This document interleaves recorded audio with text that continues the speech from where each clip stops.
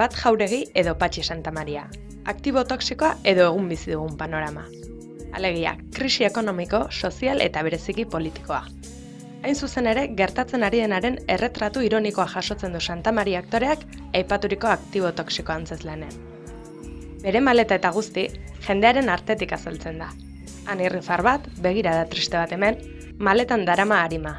Pailazo bat, mimo bat, klon bat, guzti hori bada ere, pertsona da eta.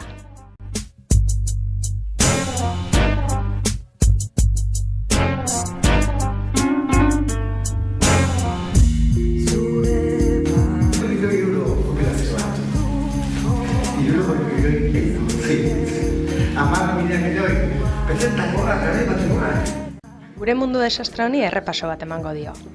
Bat Jauregi politikaria izandakoa da. Erretiru hartutako giza semea. Krisiak bete-betean harrapatu du eta ekintza bat egitera dator. Bankuak etxetik bota du eta kale gorrian utzi du. Baina ez dago geldirik egoteko prest.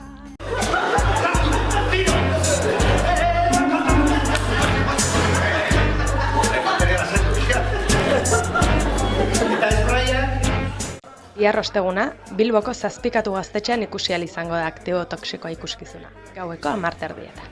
Ondo ensaiatuko da, benetan ondo. Eta seguru ondo atean. Ondo, bikotia. Vale, ondo, 3 batekin motorra. Gero, 3